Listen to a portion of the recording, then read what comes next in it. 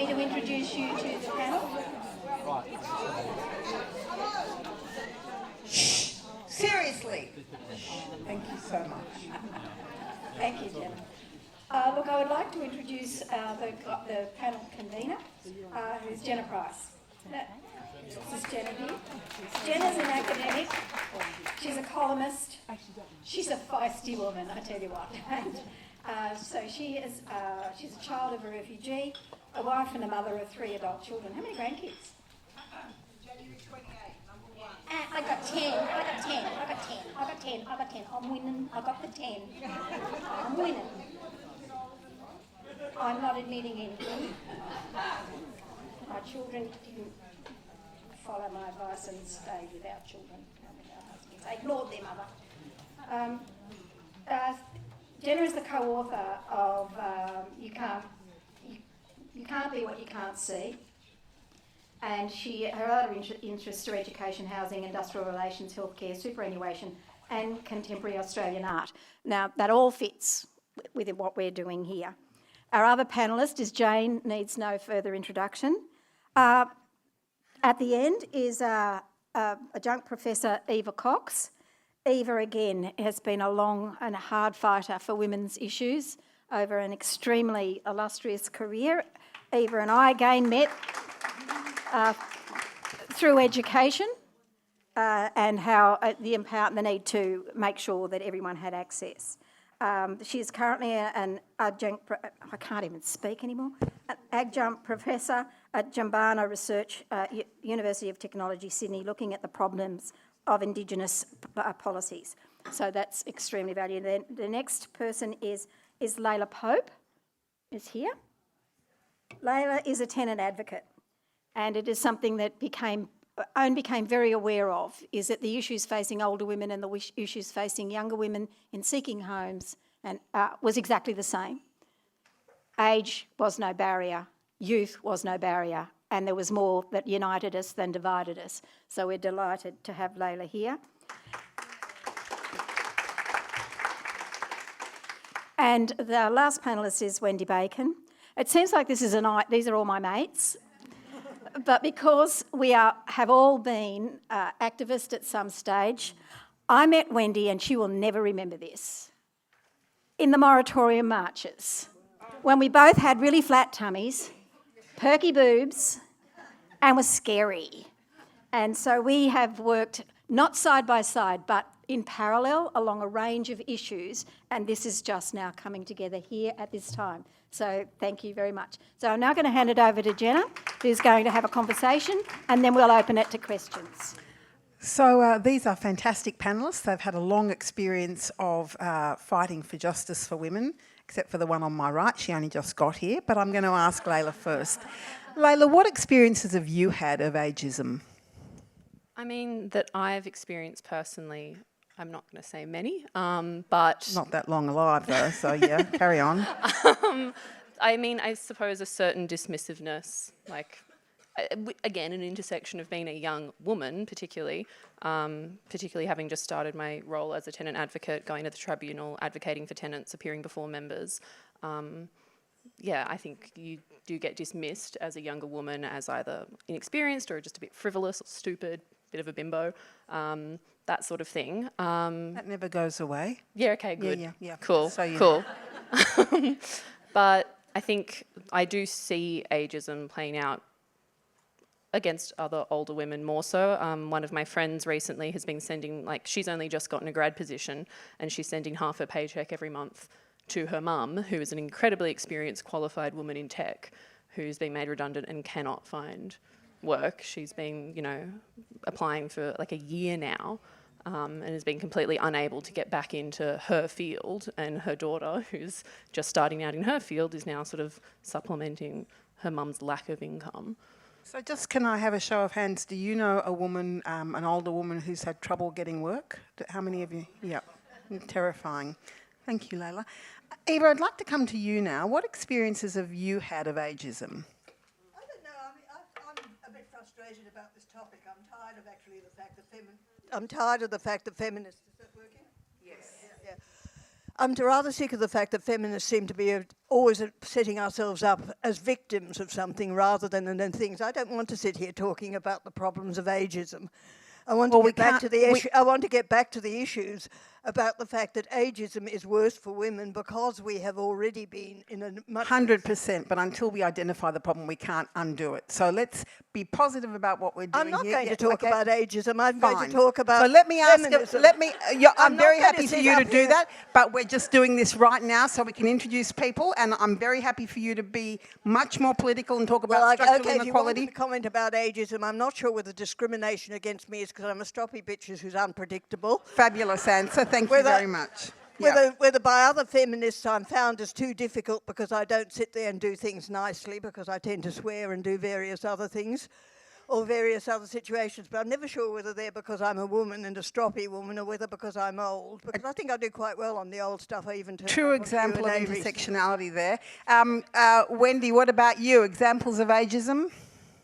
I've decided that I might be ageist. I'm kind of with Eva on the conversation, Yeah. and I really think it's all connected with class Fine. and Race and race, gender, etc. and also However, I height. would I say need that everyone went to know that it's also about I went height. to If talk you're short. at a community history group recently, and in fact, probably the people who have time to go to community history groups are people who are out of the workforce.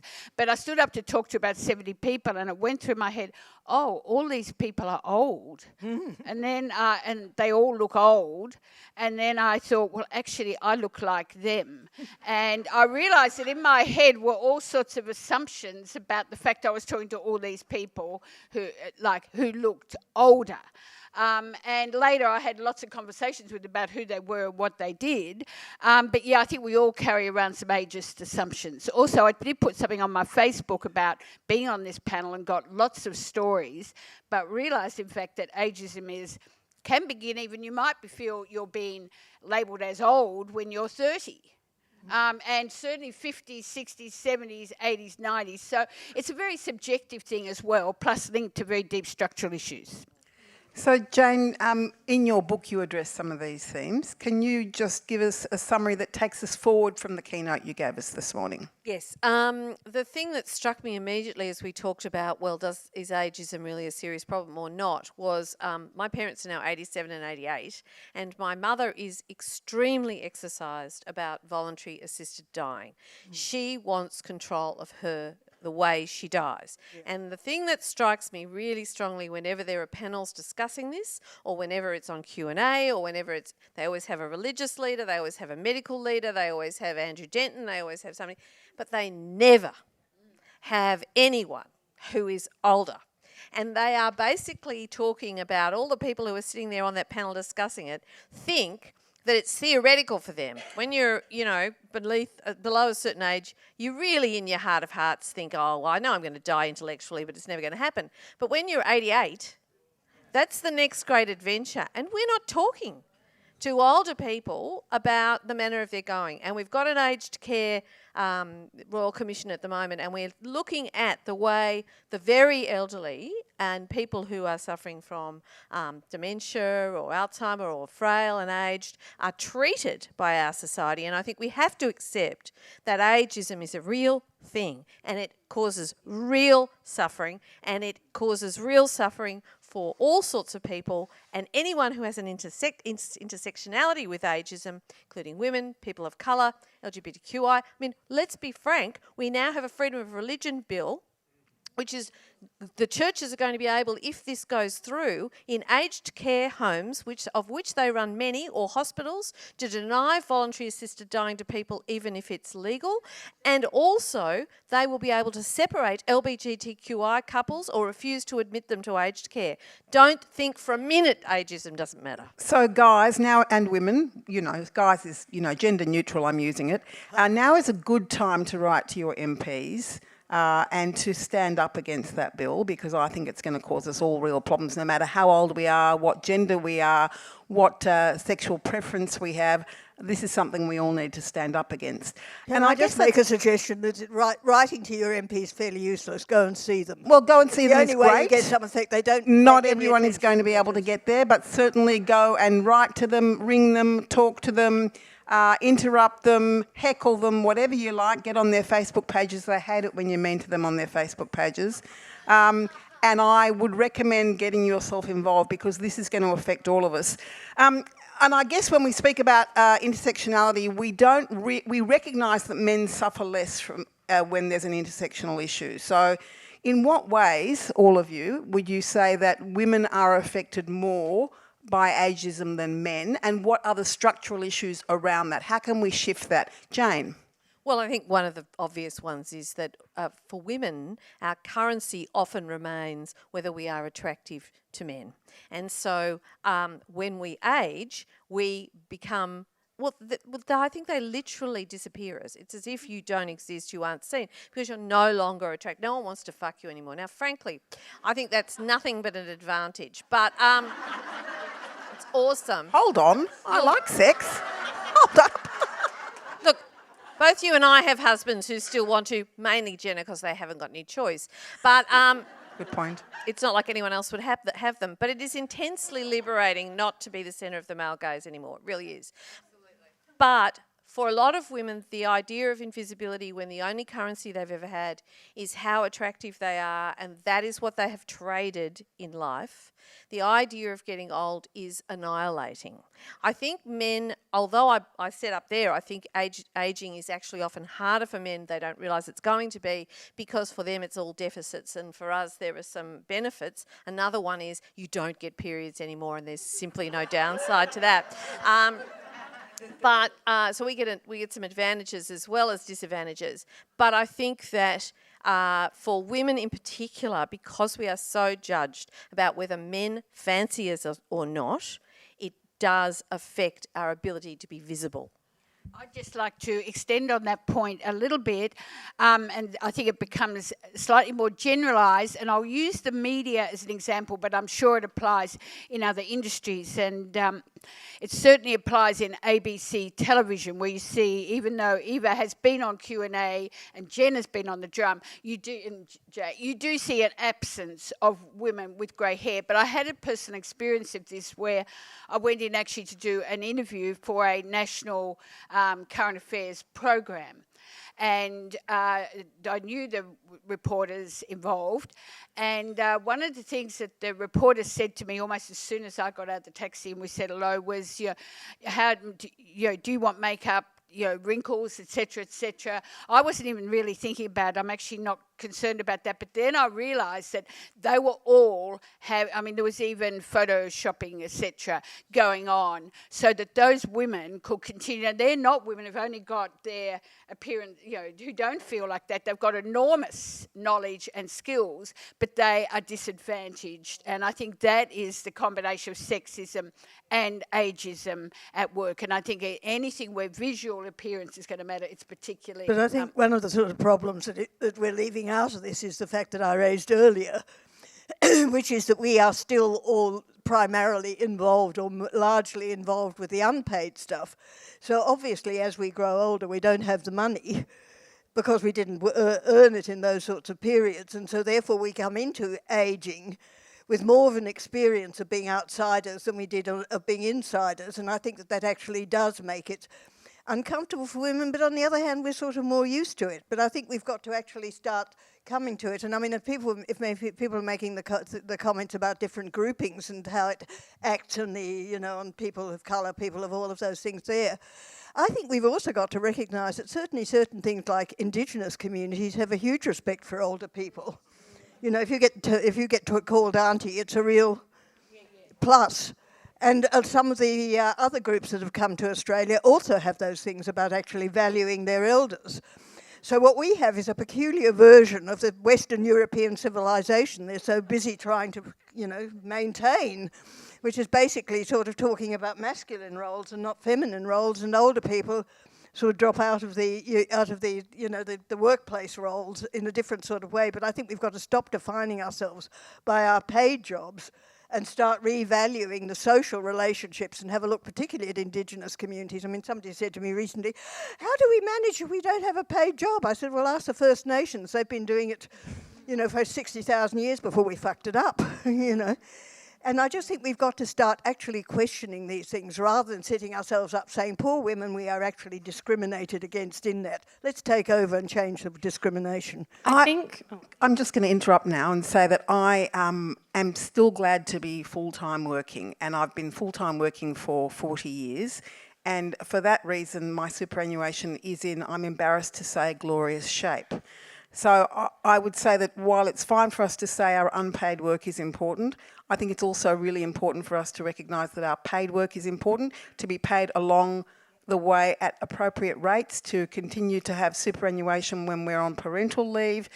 I mean, I don't want to give up the fight for making the paid workplace an equal place. But we can make it equal in different ways from having it shaped by men for men, and we're not doing Well, that. that's why I'm saying we need to value the unpaid Yes. and the paid, because we need Yeah, to that's value right, things and that is differently. why I talked about trying to get paid during superannuation during parental leave. I would like to say we have 4 older, very privileged women sitting on this stage. So let's all now, it's not either, it's not a work thing. Of course, there should be equal rights in work. It's not a valuing of unpaid labour. Of course it should be valued. It should actually be paid for. No. A lot of it, a lot of voluntary labour that's currently happening, for example, in New South Wales courts right now, people helping people around the system, that should be paid for. But what I'd like to say is we've got a lot of people and this suffering from the impacts of neoliberalism. Yes. It's called, and this 100%. is causing so much damage in our society,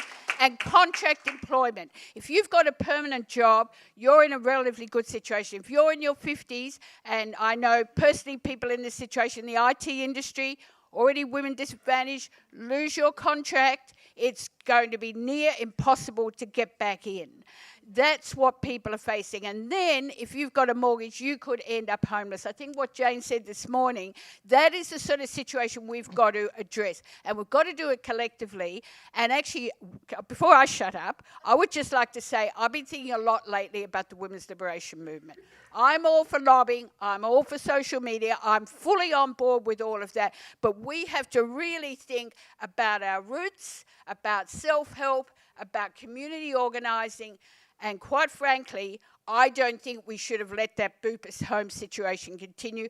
That is the impacts of neoliberalism. It's a disgrace. There has to be a reinvigoration of community public ownership. Yes. Now, Layla, Eva, no. Can I also Eva, follow? no. Can I also Eva, Layla is going to speak now. Please, Layla. I mean, I think we've moved on, but I was just going to say on the topic of ageism sort of affecting men or women differently, that it's not something I've experienced, but that term invisible is one that I hear a lot sort of describing the experience of older women. And from my perspective, I mean, older white men are so visible, like all the time. I can't stop seeing them everywhere. And I think there's this sort of still this idea of women I see peaking. old white men people. But women peak in a way that men don't, in what you're saying about sort of your sexual currency. And I think also, like what you were saying, Wendy, where there's, even when there are older women, they don't often look like older women because you're not allowed to look like an older woman. So even if there are older women that are present and, you know, on television or whatever, they don't always look like it because you can't. But how do we change that? I mean, that's a really interesting point that you're sort of raising on that sort of thing. Why do women have to use their bodies as part of their appeal and power, just like men use their paid jobs as part of their appeal and power?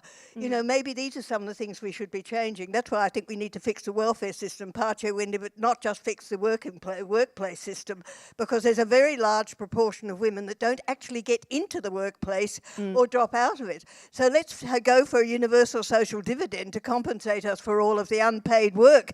But also let's go back to the thing, the neoliberal stuff, and we've all been transmogrified from citizens to customers, and customers are to blame for their own failures. So we need to get back to citizens where we have rights and How many obligations. citizens have I got in the room? How many people are participating in activism today? Tomorrow. Yeah, that is brilliant, and thank you very much. Layla, can I ask you as a younger woman, how do you see ageism playing out in your generation? As in my generation. Is your generation ageist? How do they feel about older women? How do you think that improves intergenerational relationships or doesn't? How do you think it works? I mean, the narrative for my generation at the moment, and I think broadly, is that we all wake up with this sense of existential dread at the like state of the world and our sort of absence of a future. We're all anxious and depressed, and you know, I was saying to Jane just before, like we're all doing full-time uni degrees and working 35 hours a week, and where it's, you know, it's stressful, and we love a scapegoat, and like the idea that this is someone else's fault, that it's a generation's fault, that you all left us in this position and you have to like remedy your wrongs. You did. And yeah, well, I'm not saying that. There are like louder power structures, neoliberalism, that's to blame, not individuals. And I mean, as I've had a friend actually make a comment, I mean, boomer's like a pejorative term to my friends, absolutely. It's used very, very negatively. And there is like a bit of an active disdain, but it comes from our own sense of fear, like is what it is. But I mean, I've had friends say in regards to like older people that I think, yeah, Jane, you were sort of talking about like the moralism factor. There's also like a punitive sense of like you had the world handed to you on a platter, and if you fucked it up, that's on you. Like I just can't care about your problems. But in my role as a tenant advocate, like we advocate and give legal advice to tenants. A lot of the people in my catchment area, like public housing tenants, and like the great-grandmother, who's been a client of mine for a while now, who hasn't had hot water in her public housing property since January, like it's not her fault that I can't break into the housing market. Like it's not on her. And I think you sort of see that more, and like it's a class issue. And I mean... And can I just point out, it's not new. When I was young, we all thought, the older generation, Bob Dylan sang songs about it. You know, your mothers and fathers, get out of the way. You know, you don't understand this. You're all old. You fought in the war. You're the grey flannel suit man. You're a bunch of waste. You know, you fucked it up. It's the normal attitude of the young to the old. It's gone on since time immemorial. And the old tends to have a reverse, they're all feckless and wasters. And it's so boring and cliched on both ends. I mean, because, yeah, I live at home and I pay rent. And sometimes when I say that, my friends are like, your parents make you pay board? Like, that's so shit of them. And I'm like, oh, no, I'm a co-tenant on the lease with my mum. Like, we don't own property. Neither of my parents own property. Like, it's not, you know, and I think if it weren't for my lived experience of having two parents that don't meet that definition of like the negatively gearing investment property having older people, I can't say that I wouldn't have the exact same views as all my friends, honestly. So we've kind of done a survey of what all the problems are and how we're experiencing the problems. I'm going off piece now, off my little question sheet. What are things we can do to change the structures? Can I ask you, Wendy? Well, I said before one thing, and I do think it's important. It's not so much exactly about what we do, but I think we have to try to change the narrative. I mean, if we look at what the climate change emergency and the sort of existential dread that many young people have, and I have for them, we have to act. We do have to join, and Jane said some great things this morning about women are at the heart, older women at the heart of so many of these good movements, and I know there's many people in the room today who are part of that.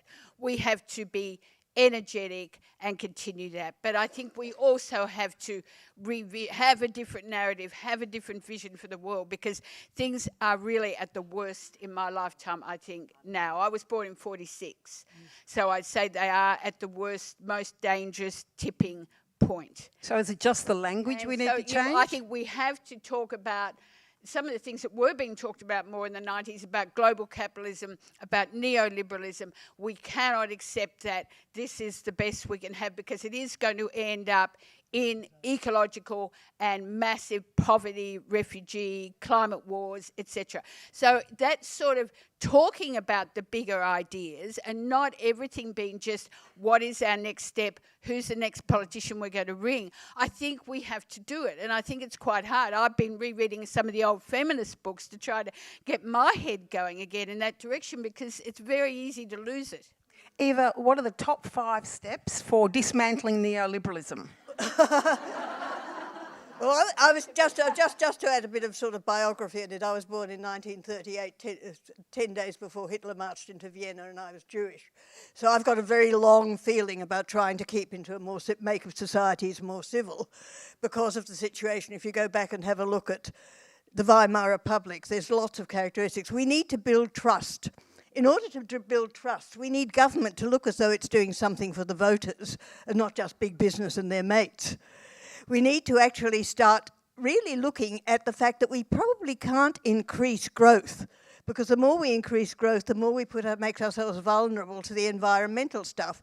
So we've got to go back to some of the stuff that came up in the 70s about the steady state, where we can actually look at how we share the resources that we have more equitably, in a way that, you know, the countries which don't have enough to eat can get enough to eat, and we can stop dumping so much in the garbage. You know, we live extraordinarily well. And I think we've got to start actually really getting down to some of the sorts of basics. We've been dominated by capitalism, which actually is Northern European, male, Protestant-driven crap that we've managed to impose on the whole world under the excuse that it's actually, that this is progress. It hasn't been progress. It's stuffed us up in all sorts of ways. And Marx, unfortunately, wrote his books because there were mainly male workers who'd left home. So his idea of the ideal world was 8 hours work, 8 hours leisure, 8 hours sleep, which left everything else out. So anybody who's a Marxist has to explain that one before they go much further with the classist definitions. But I think it is seriously time, and the other thing I'd like to say, I think it's seriously time for us to stop being the unpaid, unnamed volunteers in a whole lot of things like Get Up and so on, and start actually working out from our own experience and from what's around, what do we do instead? How do we change things? We need some leadership for older people. That's what I'm asking you. What are some tips for those changes? How can we actively get involved? Well, first of all, we have to say we and not me, which is something I keep saying to younger people. We need to do things with younger people, because when you say to them that when I went back to university in the 70s, economists were regarded as boring and irrelevant, they all look at you with great surprise. They've grown up with the idea that economics is the driver of everything. So we've got to start getting back to the other social sciences like sociology and political science and have a look at doing it. And we need to get ourselves together in sort of things so that we are looking at solutions. We've been very good on the progressive side of politics at protests, but we've got fuck all groups actually coming up with solutions apart from economic ones, and economic ones won't work, because so much of what we do comes into those things that they call externalities. So ethics, feelings, relationships. No, hold on. I've just got to involve everyone in this conversation. Yeah. So I'm just saying we can't do it by running economics. So that's we've got right. to reinvent something. So Jane and Layla, what are the solutions? Now, you're not allowed to do that. Okay. I agree with Eva's big picture, but getting there is the bit that I never quite get my head around.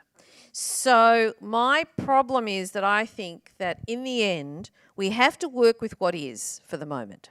And the only way to do that is organisations like Get Up may not be perfect, but they're there. And the way to get something to happen if you want to change them is to be involved in them and work to get them to change. I think we can't dismiss what's there, because that's what's there. And so we need to work with what's there. And everybody, it's always seemed to me, people feel overwhelmed when basically they're told, okay, we've got to start a revolution, we've all got to do these things. Everyone goes, yeah, but how do I do that? And my view always is do what you can. Do what you can. If you can influence the people at the dinner party you're at, if you can join the neighbourhood centre and make it a difference with it, if you can just write fabulous letters to the paper and get them published quite often. There's somebody doing a wonderful, quiet, satirical thing who calls themselves Diana from Toorak, who everybody took seriously for a minute and then realised it was a spoof. That's awesome stuff. If you get a chance to speak and you're good with words, do that. We all think, I should be doing more. I don't know what to do. And then we do nothing. So do what you can. Doesn't matter what it is. Doesn't matter how big or small it is. And it won't cure everything. It won't fix everything. And there'll be when you fix something, you'll suddenly find there's a whole lot of other things that need fixing you didn't even know about. And that can feel really disheartening. Keep your energy up. make friends, have fun, laugh a lot, forgive yourself if you make mistakes, and keep being loud about what you believe. Layla.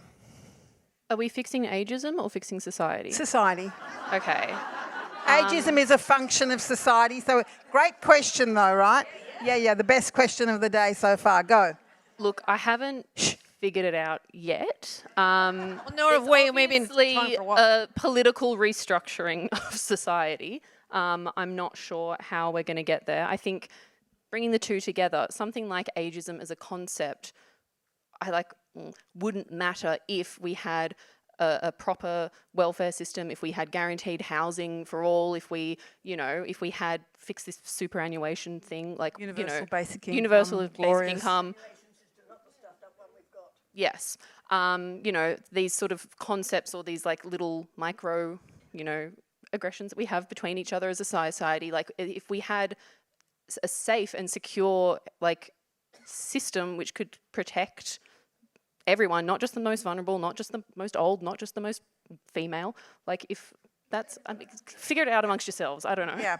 So I'm just going to ask a question of the audience now. I'll Can be I just right add back one to quick you, thing? Yes, quickly. It's just a really short thing. Yeah. Can we replace fear with anger? I'd just like to My make God, one they're last the most point. unruly panel ever. Yes, carry on briefly. This is very brief. I think you have to talk in terms of particular fields. I'd like to talk briefly in terms of about women's health. The whole concept of the women's health movement in the early 70s was very much around community organising. I worked at Liverpool Women's Health Centre.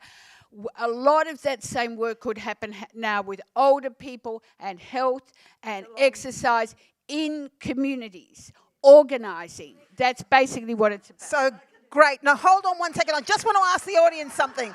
So over here, I had someone say we have to organise collectively. Who was that? What's your name? Pamela. Thanks, Pamela. How do we unify the old? Great question. How many people here work in? Yes. The suffragettes Hold were not on. unified. Oi, hold on. How many people in this room work in collective groups as opposed to on their own? We had a level of trust, 3. yes. Yeah, okay, that's fantastic and much better than I thought. Yes, so coming together is part of the cure, is that right, Eva? Coming together is part of the cure. The other one, I just want to mention it because it's something that's different to Jane's, is the fact that we also have to be outrageous, because one of the things I think we've forgotten from the 1970s, we used to have what we called a Pincer Movement, where some of us would be out in the front with our asses out of our jeans, screaming abuse, and some of us would be wearing our best clothes on the inside and a pair of high-heeled shoes to put up a solution which was just a little bit more respectable than the stuff on the lawn. That's how you get big change. I think we need big picture stuff. Let Layla speak. Go on. I mean, yeah, in regards to sort of working collectively or that sort of thing, what I, as a housing advocate, as a tenant advocate, what I've experienced is that, I think it was said in the intro, housing and access to housing is a problem, at the moment, and it's not generational, and it's discussed as generational. We have this generational narrative, again, greedy, shitty baby boomers stole all the property and negatively geared everything and left us with nothing, but also we're these entitled brats that think we just should earn a 4-bedroom house the second we finish high school. It's stupid, it's a distraction, at risk of saying it's a conspiracy theory, it's designed, it's a narrative made to make us turn on each other and not look at the real problem. And I have much more in common with a 75-year-old renter than I do with 23-year-olds I know with 2 investment properties. And we have to recognise that and stop having these weird, arbitrary sort of identifying barriers between us and look at the root of the issue. Yeah, it's really absolutely right. Can I just quickly throw something in about, just remember though, collectivism, community, groups joining together is really fantastic. But let's not go down the make a cult thing.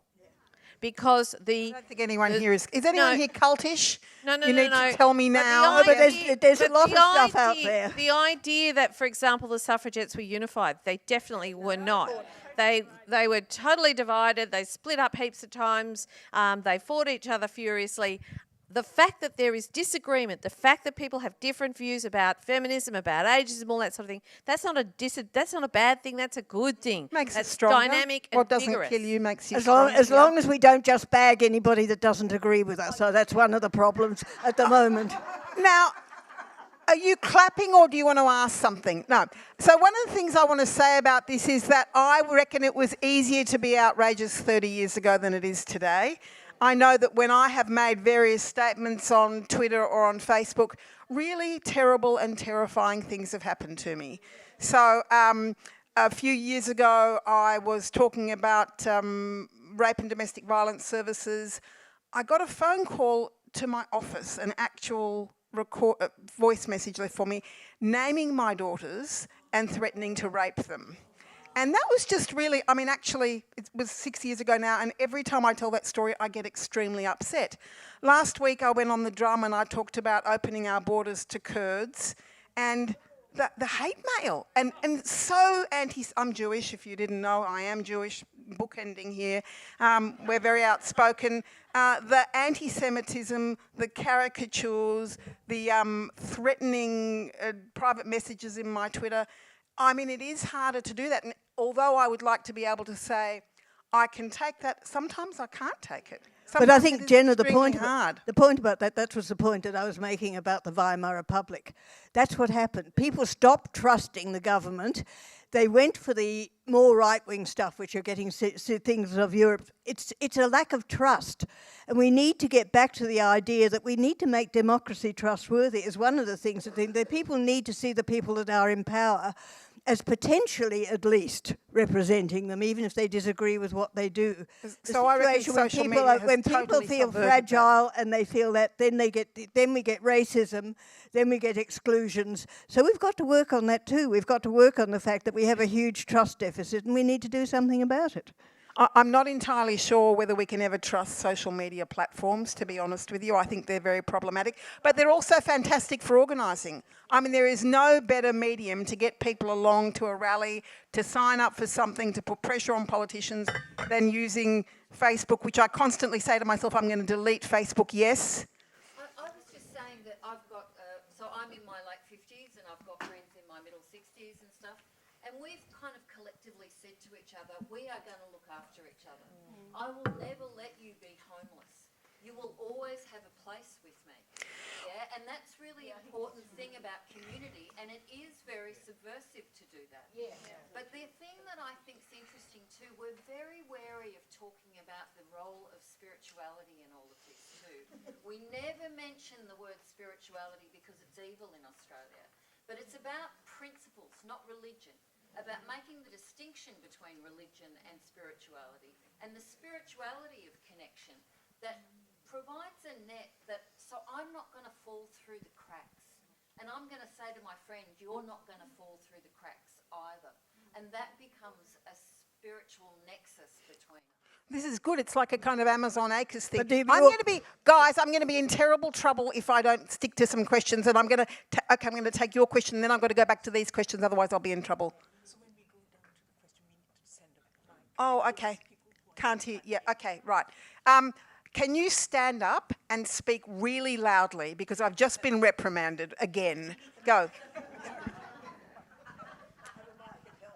I've been a teacher for 50 years, so I tell you, I don't need the microphone. People at the back. Yeah, it's not so much a question, it's more just a comment endorsing what's been said. One of my heroes, Gloria Steinem, made the comment, and she's going strongly in her 80s still today as an activist.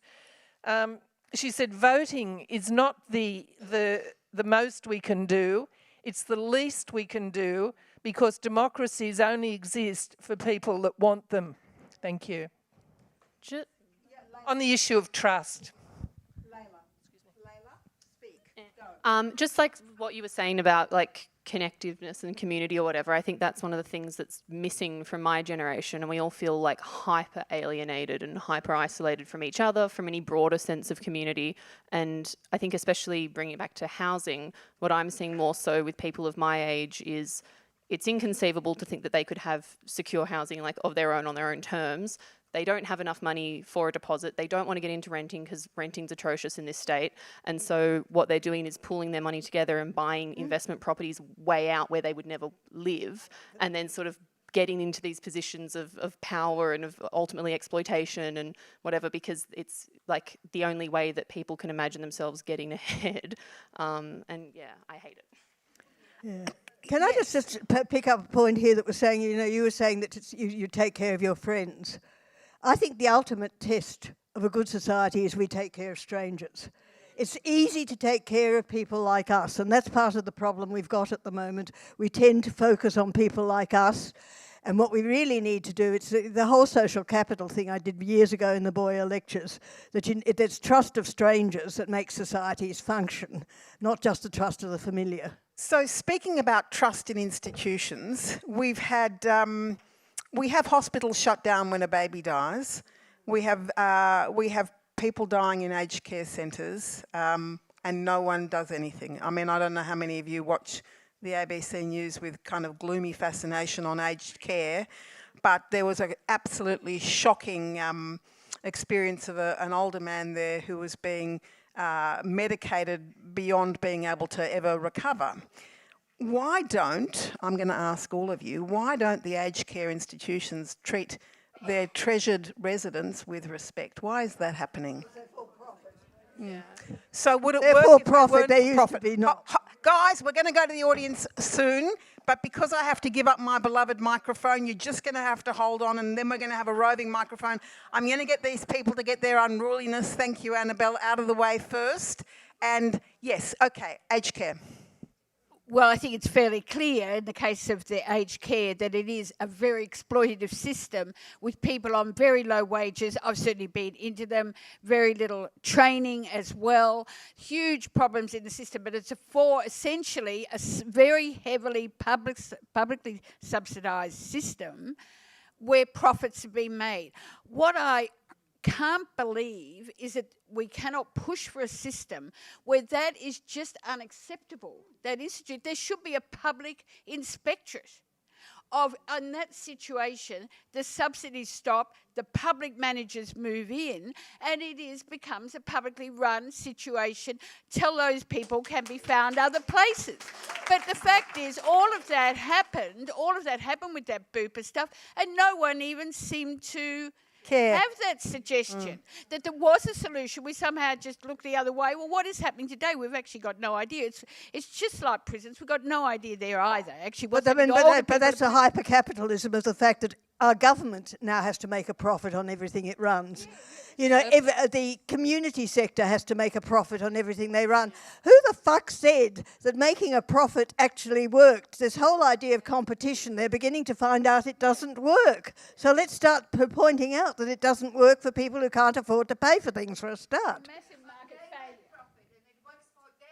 Yeah. Yep. It works for the rich and powerful who own all the methods, and what they have sold is a narrative to the public which says that competition is a good thing. That's how you get the best, you see, and privatisation is always more efficient than public ownership, and that is still a narrative that you will hear fed back to you by not just rich and powerful people, but by all sorts of people who will in fact suffer from exactly that. I spent 35 years in the private sector. I wouldn't let them within cooey of a bloody old people's home, of a childcare centre, a school, or definitely not a jail, and definitely not refugee.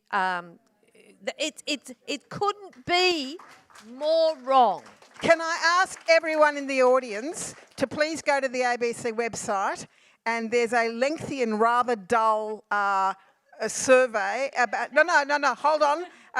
Lengthy and rather dull survey about how what you think about life in Australia. There's a question about aged care.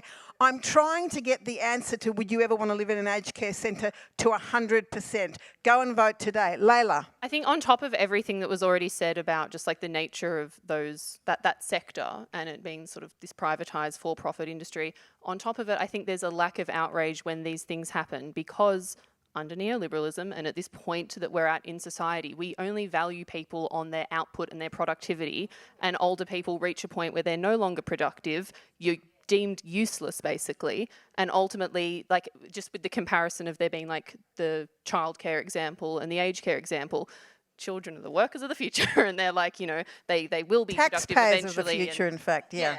But like this idea that, you know, we're building them up. As I know this is a bit of a cliche for me to say this, and I really think outrage and all the other things are important. I'm not saying it's enough, but nobody will take any notice until a whole lot of people go there to one of those homes and be there and don't leave until something is happening. Yep. You have to do something that expresses outrage as well as being outraged. But we also Guys, yes. But I So think- now but we all- I would like to know how many people in this audience would like to ask a question. Hands up. Okay. So I'm going to set this microphone free. Lovely panellists, I'm going to ask you, there's at least 20 questions out there. I'm going to ask you to be brief. 1 sentence each. Dearest God. And I'm not in a cult.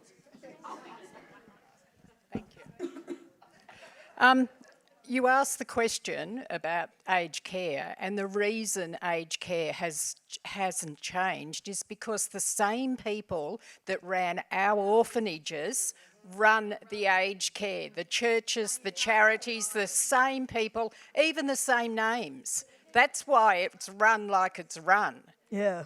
So, that's a comment, and I got questions. Oh my God, I sounded like Tony Jones. I'm so sorry. I won't do that again, but please, questions and not comments. Yes. Hi, my question is, Australia's one of the... sorry, stand up. Okay. Australia's one of the only Western democracies that doesn't have a Bill of Human Rights that really underpins everything. What difference would it make if we had a Bill of Human Rights in Australia? Some of you may have been to the Giant Dwarf and heard the theatre, Giant Dwarf Theatre, and heard Gillian Triggs arguing for the Bill of Human Rights. Okay, so 1 sentence, Eva, when I think a human rights bill would help, but human rights in themselves are not enough. We actually want to have a solid look at the ownership of public utilities. We want to get public utilities back into the public sphere and actually also get rid of all of those nasty NGOs which are run by the churches, which fuck it up just as much as the private sector does. I agree with Eva. I think a Bill of Rights, yes, it's not enough, but we do need a Bill of Rights. Yeah. You know how important a Bill of Human Rights would have been because of how hard they fought not to have one. I back all that.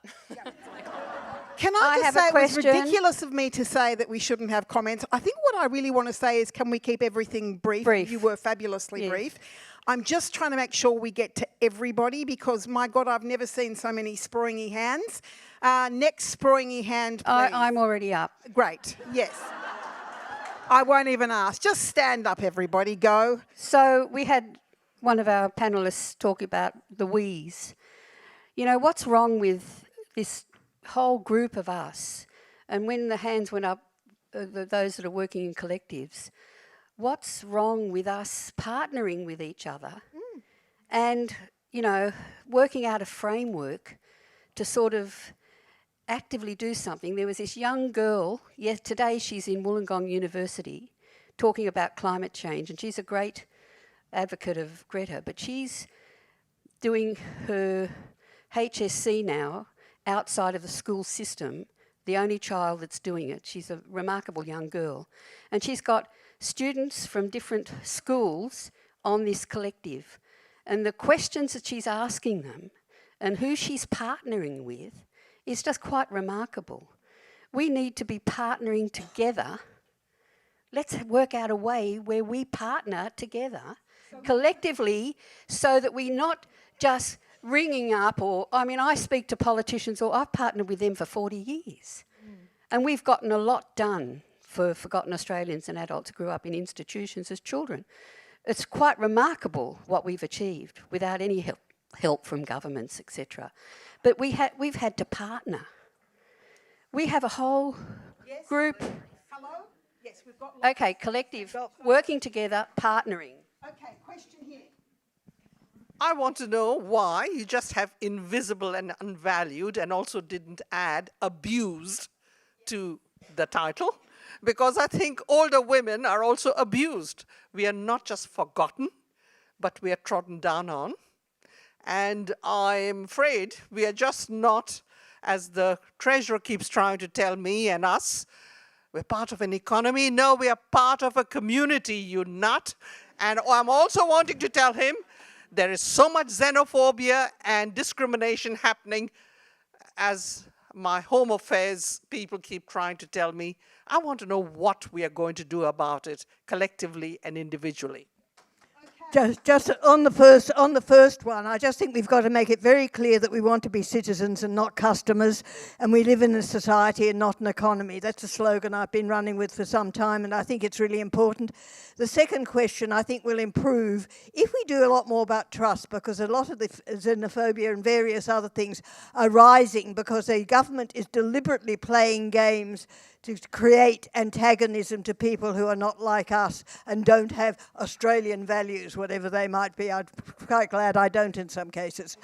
But I just think that we've got to start on looking at some of those structural things that is making people deeply distrustful, because that's actually exacerbating the process. And that's citizenship, not custardom. You sure you don't want to say something, Wendy? Okay, I just want to say on the abuse thing, and that's referring back to what Jenna was saying, that's one of the things that is being used to bully, particularly women, people of colour, LGBTQI people, those who are, because we're ruled, actually Australia has a real problem, and it's one of the reasons we have this trust deficit, is basically the people who run everything, who run the churches, who run the businesses, who run the governments, who run the police, who run the army, all went to the same little group of schools. They all know each other. Their fathers all knew each other. We have an oligarchy. We don't really have a democracy, and we never really have. And they're mostly all of them white male, and they're desperately trying to hold on to that power that they've held from, when white people first got here.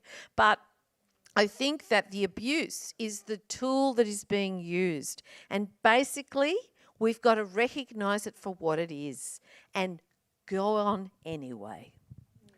In relation to what we were saying about, the idea of we and like working as collectives, one of the questions that had come up before this for me was about, what can older women learn from younger women?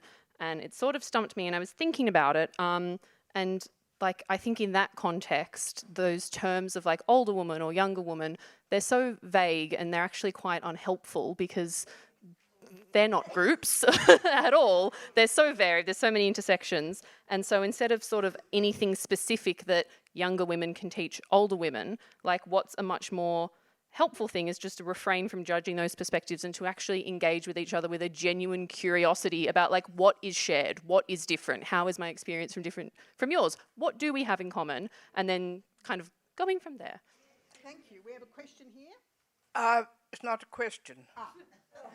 I want to make a comment. Right. I'd like to see the panel exhibit a bit more age-friendly behaviour, because there was a good deal of shouting at each other earlier on.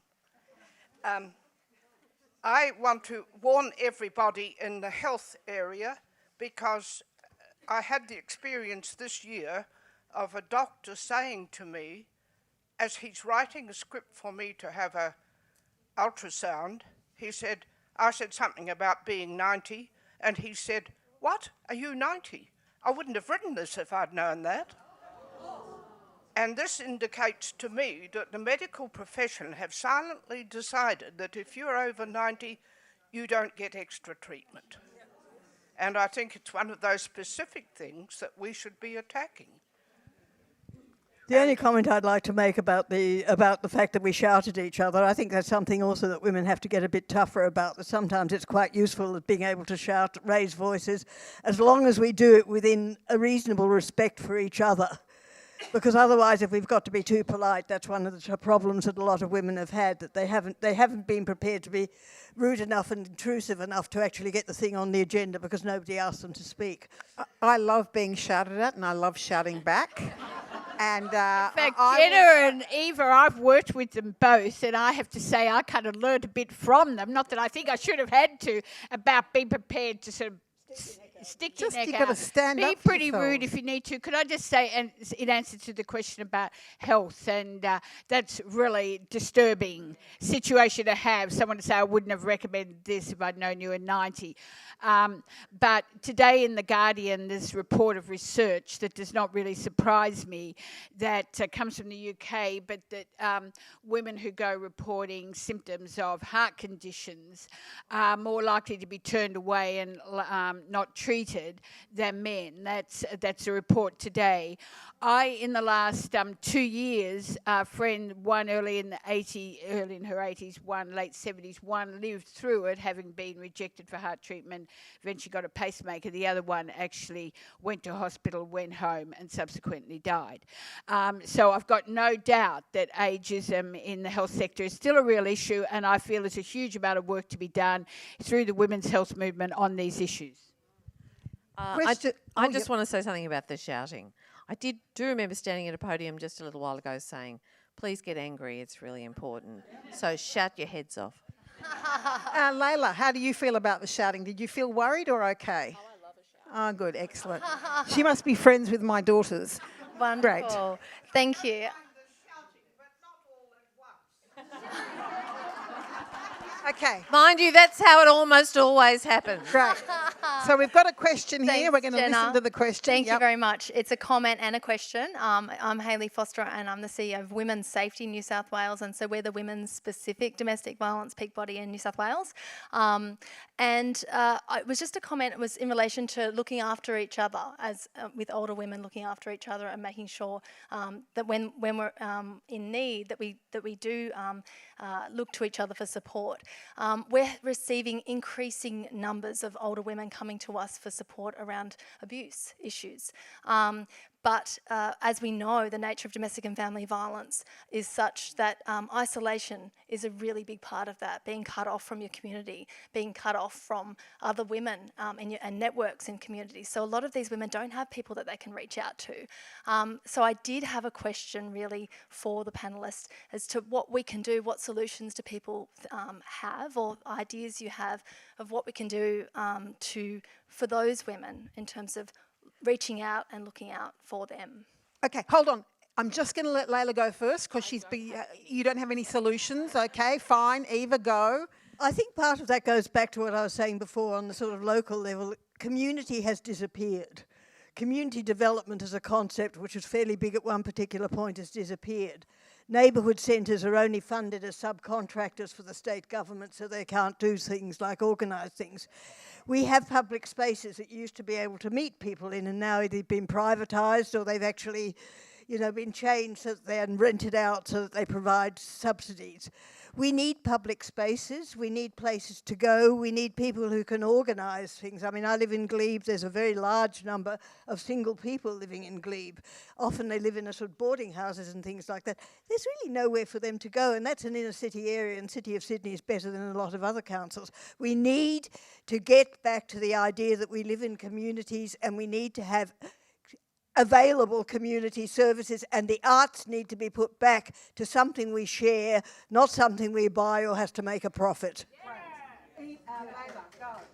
One of my biggest pet issues as a tenant advocate is the question of pets and renting, and I know that might not immediately sound related, but something that we come across a lot is that there are women who are fleeing domestically abusive situations or attempting to, and it is nearly impossible in Sydney to find a rental property that will let you rent with a pet.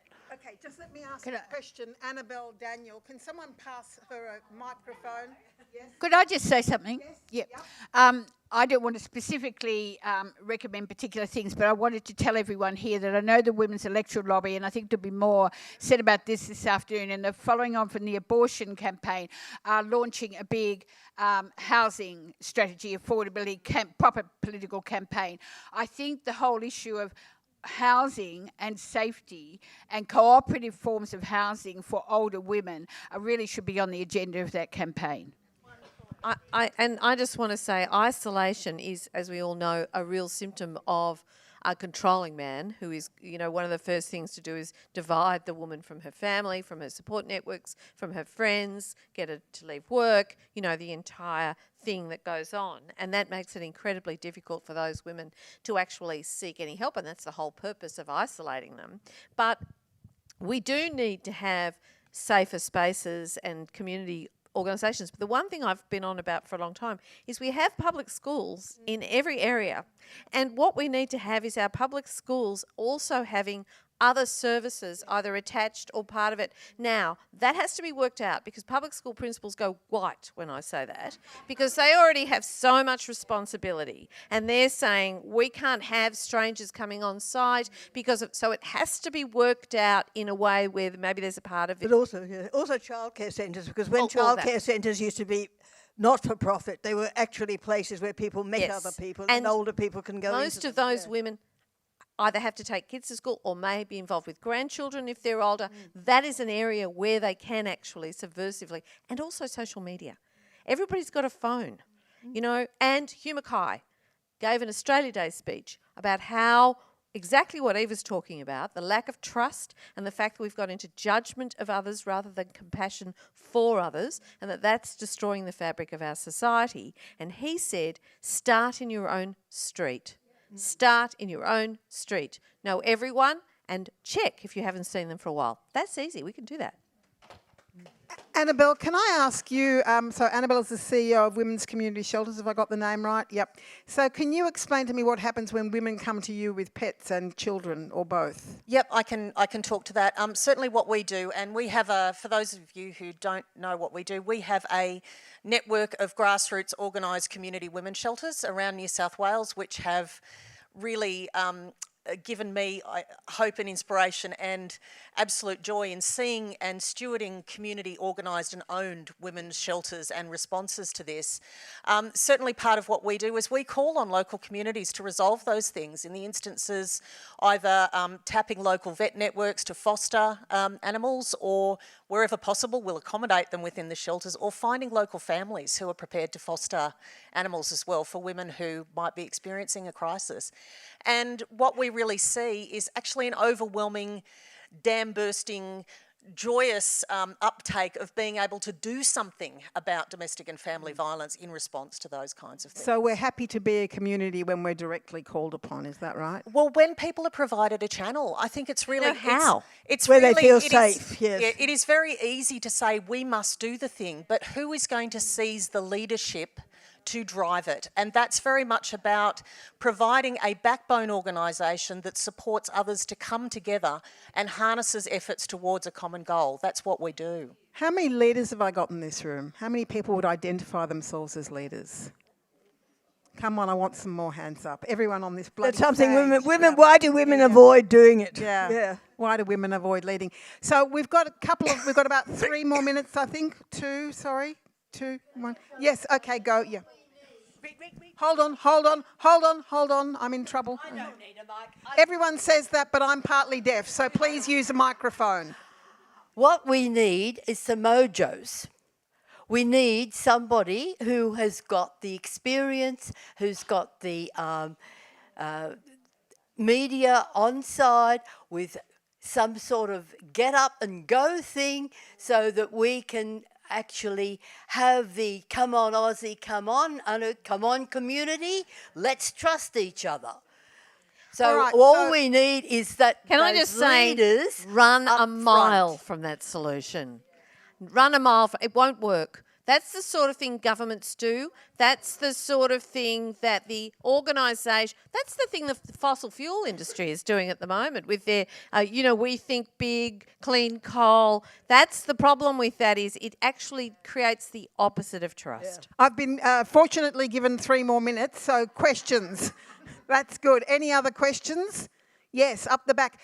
Microphone's coming. Do not speak before it arrives. Thank you. Sorry. Yes, I know. Now. Fabulous. Thank you. Sorry. Hi. I have a 21-year-old and I live in affordable housing. Before that, I lived in Department of Housing. I come from England, so I'm a migrant. And I left school at 16. I did get some education here, but I didn't make it to university. I worked in the sex work industry for 10 years. Now, my daughter works in it now. She's been working in it for 8 years, and to try and get a house. Yeah, but I'm going all over the place. But my son is 21. He thinks his gorgeous sister, two different fathers, is old at 30. And he actually believes that older women, older men, older people, doesn't matter what you are, what colour you are. I mean, he's got black friends, whatever, Chinese friends, whatever, should be basically called at 75 years old. I'm going to ask him how he feels on his 74th birthday. He doesn't know how old he's going to get and how fast it's going to happen, does he? He doesn't. Hold on, sorry, No, yes. what? Sorry, he doesn't care. He doesn't, 30 is old to him, yeah? But all his friends think exactly the same way. And I'm wondering if it's because I'm a single mother. He's had no interaction with older people, older children, His grandparents have been in England and his other grandparents have been in Sicily. So I'm wondering if that's the case. But then again, it's not new. And there were songs in the 60s and 70s that said, I hope I die before I get old. Yeah. 21, yeah. I used to say that myself, actually, 21. But also, he thinks it's right because you're breathing oxygen, and it's I think part he's of stirring you up. climate Don't worry about change. him. He'll get over it.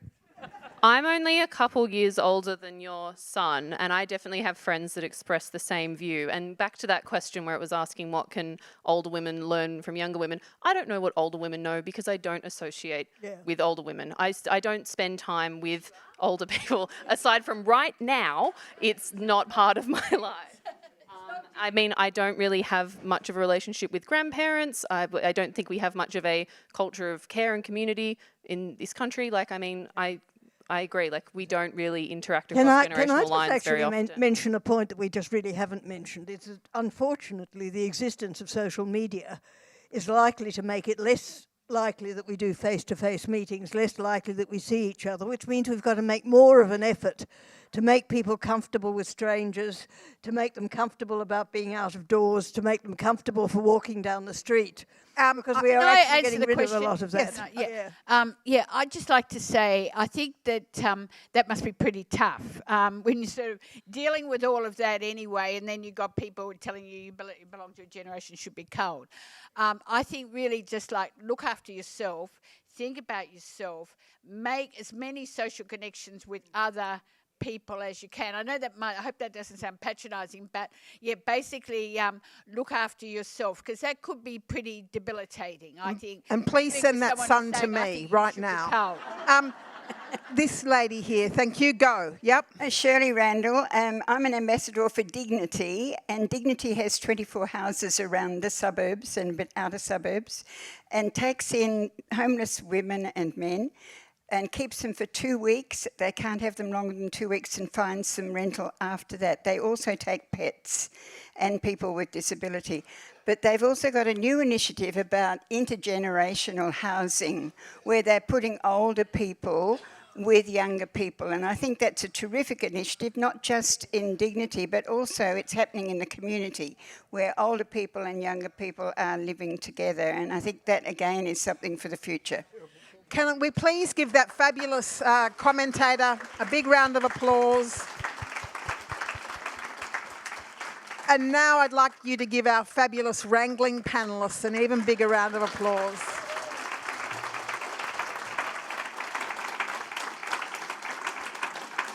Thank you for coming, and see you after lunch if I survive.